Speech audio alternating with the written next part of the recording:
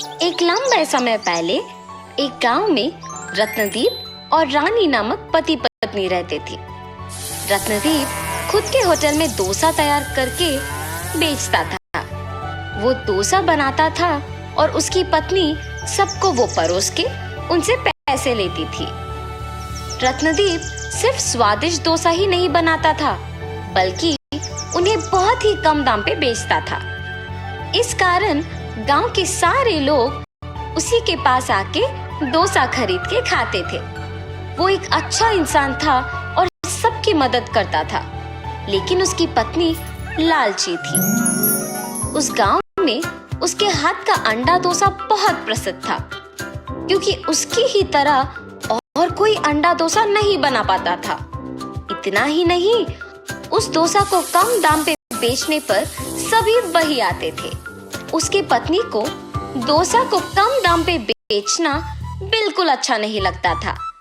इतना ही नहीं, गांव में कोई भी उसके पति की तरह डोसा नहीं बना पाएगा, इस बात का उसे बहुत गर्व था। एक दिन जब रत्नदीप डोसा बना रहा था, उसे कुछ दूरी में एक बूढ़ा आदमी बैठे हुए और कामते हुए दिखाई देता है। अरे रे, दिखने में बहुत बूढ़ा है, पता नहीं कि उन्होंने कुछ खाया भी। ऐसे सोचकर उनके पास जाता है। भाई साहब, आप यहाँ क्या कर रहे हो? बेटा, चलने की ताकत नहीं होने के कारण यहाँ थोड़ी देर रुक के जाने के लिए बैठा हूँ। आपको देख के लग रहा है कि आपने शायद कुछ नहीं खाया। मेरे साथ आइए, बगल में ही मेरा होटल है, कुछ खा के जाइए। मगर मेरे पास पैसे नहीं है बेटा। पैसे देने की कोई जरूरत नहीं है, होटल मेरा ही है, आप बस मेरे साथ आओ। ऐसे कहके उस बूढ़े आदमी को उसके साथ अपने होटल लेके बिठाता है। वो गरम गरम डोसा बना के उसके पत्नी को उनको परोसने के लिए कहता है। उसकी पत्नी को वो करना अच्छा नहीं लगने के बावजूद उस बूढ़े आदमी को डोसा परोसती है। भूखा रहने के कारण वो बूढ़ा आदमी डोसा को जल्दी जल्दी खा लेता है। उस आदमी को ऐसे खाते हुए देख रत्नदीप उसके लिए पानी लेके आता है। मेरे भूखे पेट को तुमने भरा है, इसके बदले में मैं मेरे पास की छोटा सा तोहफा तुम्हें देना चाहता हूँ बेटा। आपको कुछ भी देने की कोई जरूरत नहीं है भाई साहब, मेरे खुशी के लिए तो स्वीकार करो बेटा। ऐसे बोल के वो बूढ़ा आदमी उनको डोसा बनाने के लिए एक तवा देके वहां से चला जाता है। उस आदमी के जाने के बाद उसकी पत्नी उसके पास आकर कहती है, क्यों जी, पहले तो आप सबको कम दाम में डोसा बेच रहे हैं और ऊपर से आप रास्ते में जाते हुए अनजान लोगों को बुला के उन्हें मुफ्त में खिला के भेज रहे हो। इससे क्या कोई लाभ है? ऐसे डोसा बनाने से हमारे पास कुछ नहीं बच रहा। अब हमारा इतना कठिन स्थिति भी नहीं है कि हमारे पास खाने के लिए भी कुछ नहीं है ना। जितना है उतने में दूसरों का सहायता करते हुए खुश रहना चाहिए। अपने पति के बातें सुनकर रानी गुस्से में वहां से चले जाती है। जितनी भी बार कहूं इनसे, ये नहीं बदलेंगे, सबकी सहायता करते ही रहते हैं। अगर मैं उनको बताए बिना डोसा का दाम बढ़ाऊंगी, तभी हमारे पास कुछ तो पैसे बचेंगे। ऐसे फैसला करके अपने पति को बताए बिना दाम बढ़ाती है। आम डोसा 15 रुपए का और अंडा डोसा 25 रुपए का। ऐसे होटल को आए हुए लोगों को बोलती है, आपके होटल में स्वादिष्ट खाना बनने के अलावा कम दाम पर मिलने के कारण ही हम सब आपके पास आते हैं, मगर अब आप ऐसे दाम अचानक बढ़ाते हैं तो कैसे होगा? अरे, आपको डोसा चाहिए तो खाइए, वरना नहीं। मेरे पति की तरह अगर कोई और इस गांव में स्वादिष्ट डोसा बनाता है तो उसी के पास जाके डोसा खाओ। ऐसे कठिन तरीके से कहती है। दाम बढ़ाने के बावजूद खाने के लिए सभी उसी होटल को आते हैं। कुछ दिन बाद पैसे बचते हैं और ये देख रानी बहुत खुश होती है। मेरे दाम बढ़ाने के बावजूद अगर लोग इसी होटल में खा रहे हैं तो इसका मतलब ये है कि मैं दाम और थोड़ा बढ़ा सकती हूँ। आज से अंडा डोसा 50 रुपए और आम डोसा 25 रुपए का है। ऐसे होटल को आए हुए सबको बोलती है। अरे आपके होटल के डोसा चाहे कितना भी स्वादिष्ट क्यों ना हो, ऐसे दाम बढ़ाते जाओगे तो लोग कैसे खरीद पाएंगे? अरे आपको अगर चाहिए तो इधर आके खाइए, वरना चले जाइए। ऐसे अभिमानी स्वभाव से कहने के कारण वो आदमी उसके सामने से ही दूसरे होटल को चला जाता है। उसको देख बाकी लोग भी चले जाते हैं। तब से सब उनके होटल को आना ही बंद कर देते हैं। रानी, क्या हुआ? कुछ दिनों से कोई भी होटल को नहीं आ रहा। हमारे जैसे और दूसरा कोई भी डोसा नहीं बना सकेगा, इसीलिए कभी ना कभी उन सबको लौट के आना ही पड़ेगा। मेरी पत्नी की लालच के बारे में तो मुझे पता ही है। या तो उसने होटल को आए हुए लोगों को कुछ कहा होगा, या फिर क्या मुझे बताए बिना उसने दाम बढ़ा दिया होगा। ऐसे सोच के कुछ नहीं कहता है और वहां से चला जाता है। ऐसे बहुत दिन बीतने के बाद सभी उसके होटल के बजाय उसके सामने के होटल को जाते हैं। मेरे लालची स्वभाव के वजह से ही मैंने दाम बहुत ज्यादा बढ़ा दिया और अभी सारे लोग हमारे होटल के बजाय सामने वाले होटल को जा रहे हैं। ऐसे सोचकर दुखी होती है। उसको ऐसे दुखी देख उसका पति उसके पास आकर पूछता है, कम से कम अब तो सच बोलो, लोग हमारे होटल क्यों नहीं आ रहे हैं? ऐसे पूछने पर रानी अपने पति को सब सच बता देती है। देखा तुमने, तुम्हारे लालच की वजह से हमें क्या भुगतना पड़ रहा है। कम से कम तुम्हारा स्वभाव अब बदलो और हमेशा की तरह वही दाम लगाओ, तभी हमारे पास सारे ग्राहक आ जाएंगे। आइंदा मैं ऐसे कभी नहीं करूंगी। अब सब आप ही की मर्जी। रत्नदीप अगले दिन से उसी दाम पे डोसा बना के बेचने लगता है। आम डोसा सिर्फ 10 रुपए का और अंडा डोसा सिर्फ 15 रुपए का। ऐसे जोर जोर से चिल्लाने पर उसके सारे ग्राहक सामने के होटल से उसके होटल वापस आ जाते हैं। ऐसे कुछ ही दिनों में वापस होटल भीड़ित रहने के कारण डोसा बनाने में देर लगता है। इसीलिए रत्नदीप फैसला करता है कि एक और तवा खरीदने की आवश्यकता है। अरे हाँ, उस बूढ़े आदमी का दिया हुआ तवा तो है ही। ऐसे सोच के अंदर जाके उस तवे को बाहर लेके आता है। उसमें एक डोसा बनाते ही वो एक डोसा बहुत सारा डोसा बन जाता है और ये देख वो आश्चर्यचकित रह जाता है। हाँ, ये क्या माया है? रानी, रानी, एक बार इधर आओ। हाँ जी, क्या हुआ? ये देखो तो सही। ऐसे उसके भी सामने उस तवे पे डोसा बनाता है और तुरंत वो कई डोसा बन जाना देख वो भी दंग रह जाती है। ये कौन सा जादू है जी? एक डोसा कई डोसा में बदल रही है। तुम्हें वो बूढ़ा आदमी याद है? उसी का दिया हुआ तवा है ये। और तुमने उस दिन उनको डोसा मुफ्त में देने के कारण गुस्सा किया था। ये सब आपकी सहायता करने की वजह से ही मुमकिन हुआ है जी। ऐसे उस दिन से अंडा डोसा को कम दाम पे बेच के बचे हुए डोसा को गरीब लोगों को मुफ्त में दे के पति पत्नी दोनों खुशी से जीने लगते हैं। डब्बा वाला। बिष्णुपुर नामक एक गांव में अमित नामक एक डब्बा वाला अपने परिवार के साथ रहता था। अमित एक बहुत ही साधारण परिवार का आदमी था।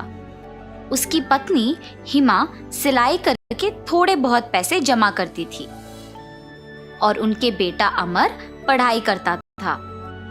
अमित घर का सारा खर्चा डब्बे वितरण करके जो पैसे मिलते थे उससे चला लेता था। अमित हर दिन सुबह 8 बजे उठ के अपने साइकिल पे शुरू होके घर घर को जाके नाश्ते के डिब्बे इकट्ठा करता था और उन डिब्बे में से कुछ पाठशाला में, कुछ कारखानों में समय पर पहुंचाता था। ऐसे ही हर दिन बहुत डब्बे वितरण करके डब्बे के 10 रुपए लेता था। आए हुए पैसों के साथ अपने बेटे को एक अच्छे स्कूल में पढ़ाता था। अमित जिस स्कूल में डब्बे पहुंचाता था, उसी स्कूल में उसका बेटा अमर पढ़ता था। उसके पिता का हर दिन ऐसे धूप और बारिश में साइकिल चलाना, पसीने में मेहनत करना अमर को बहुत दुख देता था। ऐसे जब एक दिन अमित घर पे था तो अमर ने समय देखकर, पिताजी मुझे आपसे बात करना है। हाँ बोलो बेटा, कैसे पढ़ रहे हो तुम? मैं अच्छा पढ़ रहा हूँ पापा, आपसे कुछ बात करना चाहता हूँ। बोलो बेटा। पापा, आप मेरे लिए और मेरे स्कूल के फीस के लिए बहुत मेहनत कर रहे हैं। आप ऐसे धूप और बारिश में बहुत दूर के किलोमीटर साइकिल चलाते हुए डब्बे पहुंचाना मुझे अच्छा नहीं लग रहा। मेहनत के बिना पैसे कहाँ से मिलेंगे बेटा? भविष्य में तुझे एक बड़ा ऑफिसर बनाऊंगा। मेरी तरह ऐसे छोटे काम नहीं करना है तुम्हें, और पसंद करे तो सब कुछ अच्छा लगता है बेटा। पिताजी की बातें सुनकर अमर सोचता है कि वो सारी बातें सच हैं, पर फिर भी उसे तसल्ली नहीं होती है और अपने पिता को ऐसे मेहनत करना देख नहीं पा रहा था। उसने सोचा कि इन सब का हल सिर्फ उसका अच्छा पढ़ना ही होगा। इसीलिए वो दिन रात मेहनत से पढ़ाई करता है। ऐसे पढ़ाई करते वक्त अमर को अपने पिता का काम आसान करने के लिए एक उपाय सूझता है। तुरंत वो उसके विचार सारे एक पेपर पे लिखता है। अगले दिन अमर अपने पिता के घर होते समय देख अपने विचार सारे उनसे कहता है, पापा, आपके ही काम में मेहनत के बिना आपके साथ ज्यादा लोग काम करते हुए अब की आपकी आमदनी से भी ज्यादा पैसे कमाने के लिए मेरे पास एक उपाय है, और इसमें आपको निवेश रखने की भी कोई जरूरत नहीं है। क्या बात कर रहे हो तुम? व्यापार चलाने की क्षमता हम में नहीं है। जाओ जाके पढ़ो बेटा। ये क्या बात हुई जी? पहले सुनो तो सही कि वो क्या कहना चाहता है। अगर वो ये कह रहा है कि निवेश के बिना ज्यादा पैसे कमाने का उपाय है, और वो भी इतने छोटे उम्र में, आपको तो खुश होना चाहिए ना। मेरी बात तो सुनिए पिताजी, सच्ची में ये मुमकिन है। ठीक है, बोलो, मैं भी अब तो जानूं ये कैसे मुमकिन है। और ऐसे अमर अपने पिता को उसके विचार बताना शुरू करता है। पापा, हमारे गांव में कुल मिला के 350 परिवार है। आपके गिनती के अनुसार डब्बा देने वालों के परिवार में कारखानों में काम करने वाले, सरकारी कार्यालय में काम करने वाले, स्कूल और कॉलेज जाने वाले होंगे। इसीलिए उन सारी जगहों में मैं अपने दोस्तों के साथ नौकरी का मौका है। इच्छुक लोग आवेदन कर सकते हैं। निम्नलिखित पता पे आके अपना नाम और बाकी विवरण देके नौकरी तुरंत शुरू कर सकते हैं। ऐसे पेपर में लिख के दीवारों पे चिपकाएंगे। उसके बाद जितने भी लोग आते हैं उन सबको यही काम समान रूप से विभाजित करेंगे। महीने के अंत में आए हुए पैसों में आधा हम उनको दे देंगे और आधा हम रख लेंगे। ठीक है, तुम्हारे गिनती तो मुझे समझ नहीं आ रहे, पर इसे हम ईमानदारी से कोशिश करेंगे। पढ़ाई का ज्ञान तुम्हारा है बेटा, और जिम्मेदारी का डर है मेरा। मैं ये नहीं कह रहा हूँ कि तुम्हारा सोच गलत है। तुम जाके तुम्हारे दोस्तों के साथ दीवारों पे नौकरी का अवसर के पेपर चिपकाओ। उसके बाद हम देखते हैं कि क्या करना है। ऐसे कहकर अमित वहां से चला जाता है। अपने पिता का दिया हुआ अवसर देख अमर अपने दोस्तों के साथ स्कूल, सरकारी कार्यालय, कारखाने, कॉलेज जैसे जगहों के बाहर उन पत्रिकों को चिपकाता है। और इतना ही नहीं, वहां पे लोगों को भी उसने बताया कि उसके पिता ने एक नया व्यापार शुरू किया और उसमें नौकरी का अवसर है। सभी को अमित के व्यक्तित्व के बारे में सालों से पता है, क्योंकि वे डब्बा वाले की तरह सालों से काम कर रहे हैं। तो इसीलिए गांव के लोग उसके पास काम करने के लिए सहमत होते हैं। नौकरी के बारे में विज्ञापन करने के कुछ ही दिनों में 60 लोग अमित के घर नौकरी के लिए आते हैं। आए हुए 60 लोगों को 5 अलग अलग भाग के जगहों के लिए विभाजन करते हैं। 12 लोग कारखानों के लिए, 12 सरकारी कार्यालय के लिए, 24 लोग स्कूल और कॉलेज के लिए और 12 को बाकी जगहों के लिए विभाजन करते हैं। इन सबको डब्बे इकट्ठा करके उन्हें उनके जगहों पे पहुंचाना था और सब काम पे लग जाते हैं उनके साइकिल पे। पहले महीने बाद डब्बा बेचने वाले परिवार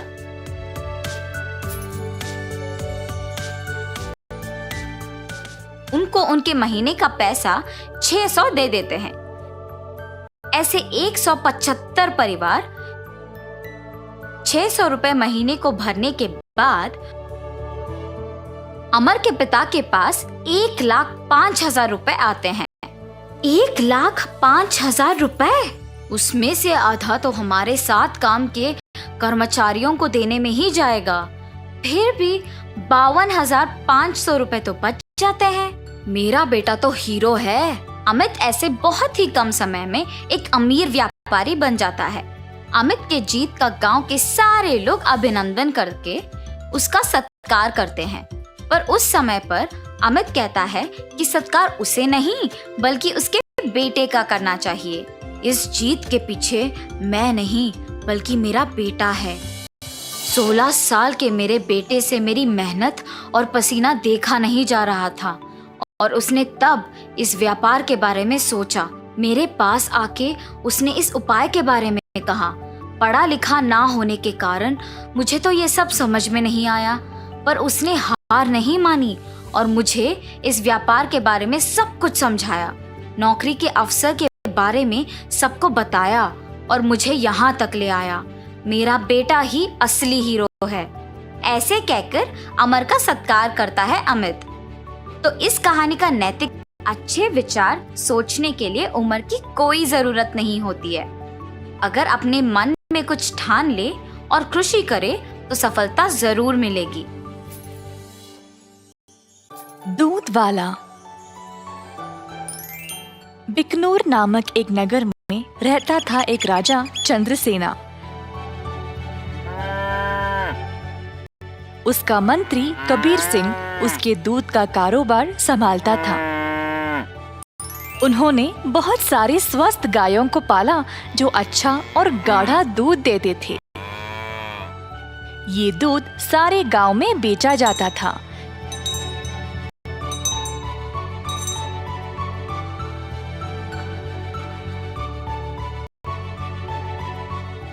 कबीर सिंह खुद सब कुछ संभालता था।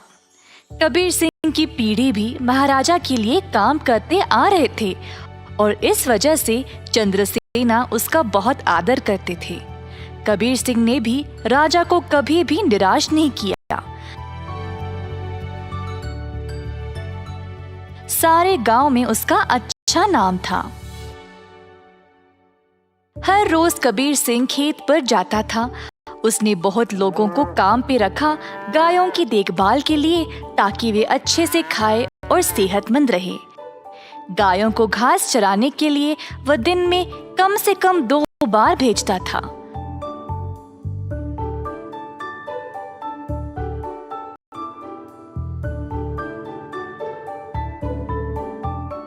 वह हमेशा ध्यान रखता था कि दूध साफ सुथरा रहे।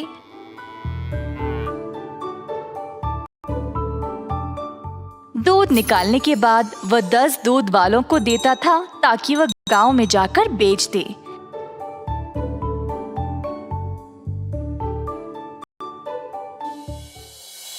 दूध वाले कबीर सिंह को पैसे देते थे और कबीर जाकर चंद्रसेना को। चंद्रसेना ने देखा कि कैसे कबीर ईमानदारी से काम करता था और उस पे पूरा भरोसा रखा। महाराज कबीर के साथ अच्छा बर्ताव करते थे और कबीर राजा के बारे में भी अपनी बहनों को बताया करता था। एक दिन जब कबीर घर वापस आया तो उसने अपने बहनों को बहुत गुस्से में और परेशानी में देखा। क्या बात है, तुम सब इतने गुस्से में क्यों हो? हम तीनों की उम्र हो गई है शादी के लिए, पर क्या फायदा, शादी के लिए पैसे ही नहीं है। कपड़े और गहनों को छोड़ो, हमारे पास खाने पीने के लिए पैसे काफी नहीं है। मैं तुम लोगों के लिए ही इतना मेहनत करता हूँ, अगर इससे भी खुश नहीं हो तो मेरी सारी मेहनत ही बेकार हो रही है। आप तो महाराजा के मंत्री हो ना, पर आप अपनी आमदनी किसी भी जरूरतमंद को दे देते हो, और आप दूध का कारोबार भी संभाल रहे हो ना अकेले, उसमें भी कोई मुनाफा नहीं मिल रहा है आपको। ऐसा क्यों? शायद हमारी कोई फिक्र नहीं है, इसीलिए। तीनों बहनें रोने लगी और कबीर को बहुत बुरा लगा। अब तुम सब मत रो, मुझे बर्दाश्त नहीं होता। अब बोलो मैं क्या करूं? मैं वही करूंगा। वैसे आपको ज्यादा कुछ करने की जरूरत नहीं, आप दूध का सारा कारोबार संभालते हो ना। अगर आप उसमें थोड़ा पानी मिलाकर बेचोगे तो आप ज्यादा बेच पाओगे। हाँ, और अधिक दूध से आप ज्यादा मुनाफा भी कमा सकते हो। पर ये तो धोखा हुआ, मैं राजा के साथ ऐसा नहीं कर सकता। कबीर सिंह ने ऐसा करने से मना कर दिया था, पर उसकी बहनों ने उसको भावुक करके जैसे तैसे उससे ये काम करवा ही दिया। कबीर सिंह अक्सर कमाए गए पैसे राजा को देता था और बाकी के पैसे अपनी बहनों को देने लगा। मुझे ऐसा करना नहीं पसंद, ये आखिरी बार है, इसके बाद मुझे ये सब करने के लिए नहीं बोलना। कबीर की बातें सुनकर बहनों ने उसको पैसे वापस किए और घर छोड़कर जाने का नाटक करने लगे। कबीर के पूछने पर तीनों ने धमकी दी कि वे घर छोड़कर चले जाएंगे। मजबूर होकर कबीर को उनकी बात माननी ही पड़ी। कमाए गए पैसे राजा को देकर अधिक पैसे अपनी बहनों को देने लगा। ये सिलसिला कई दिनों तक चलता रहा। कुछ ही समय में कबीर की बहनें नए नए साड़ियां और गहने खरीदने लगे और अच्छा खासा खाने भी लगे। उनकी जिंदगी ही बदल गई। घर पर बैठे बिना तीनों सज धज के बाहर घूमने लगे, सबके आगे दिखावा करने के लिए।